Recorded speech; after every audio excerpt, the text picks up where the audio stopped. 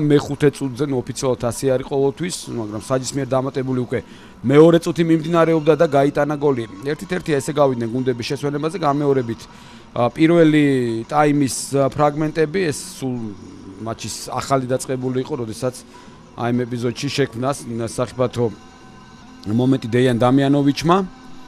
სწორედ იგი არის ახლა თქვენს ეკრანზე, ეს კი გოლი ძალიან უცნაური გოლი გავიდა ფეხბურთელს რადოსლავ ბატაკს.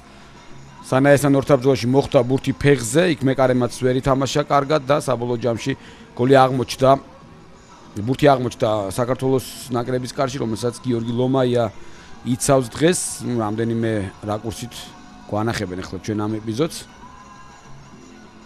გაიხარეს მონტენეგროს ნაკრების ფეხბურთელმა, მაგრამ მსგავსი სიხარული საქართველოს ნაკრების ფეხბურთელებსაც ჰქონდათ. ეს არ არის გოლის ეპიზოდი, აქ რაზმაძემ ვერ დაარტყა, სწორედ ეს ეპიზოდია. აქ მე ვფიქრობ, რომ პენალტი შეიძლებოდა დანიშნულიყო. ეს იოვეტიჩის ძალიან კარგი დარტყმა და ლომაიას კიდევ უფრო კარგი თამაში. თავიანთ მომენტებს რამდენჯერმე იმეორებენ და ჩვენებს რადგანაც თითოჯერ და ეს გოლი, რომელიც ტაიმის ბოლო წუთზე გავიდა, დვალიშვილი გახდა გატანილი გოლის ავტორი. მესამე გოლი არის ეს დვალიშვილის საქართველოს ეროვნული ნაკრების შემადგენლობაში 6 თამაშიდან 3 გოლი და სტატისტიკურად თუ ავიღებ და პროცენტულადაც საკმაოდ კარგი მაჩვენებელი არის ფორვარდისთვისაც კი. კალაძე ხმალაძის და საბოლოოდ დვალიშვილის გოლი, კალაძე ხმალაძის კომბინაცია დაასრულა მან. ადგილობრივი ხომაგები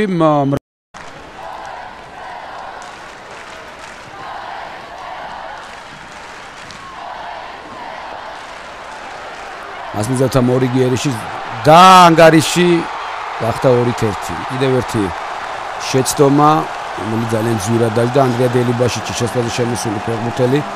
საკმაოდ აქტიური იყო და გაიტანა კიდეც გოლი მან საქართველოს ნაკრების კარში.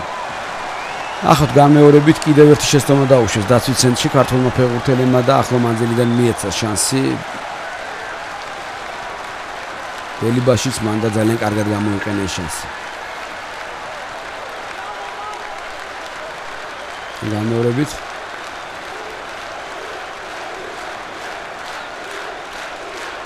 ხოს არაფერი არ მოასწავებდა, ისეთი ეპიზოდი იყო. მიიღო ბურთი, გაკეთა მისი მისამართი პასი, კალაძე თითქოს კარგ პოზიციაში იყო და მოახერხა კიდეც ბურთის მოგერება, მაგრამ აქ ტექნიკური წუნი ცველის მხრიდან და ის გადაარჩენოდა ამ ფეხბურთელს, რომელიც ძალიან გახარებულია ახლა. გაიტანა გოლი. ალბათ ცენტრალური ნახევარმცველის პოზიციიდან გაკეთდა ეს გადაცემა და ცენტრალურ მცველმაც ზუსტად ვერ ითამაშა. ანდრია დელიბაშიჩმა გაიტანა თავისი პირველი გოლი მონტენეგროს ნაკრების შემადგენლობაში. უთელი ბარათიც მიიღო, აქტიურად აღნიშნა. გოლი. გიორგი ფოფხაძე სანაიას ნაცვლად.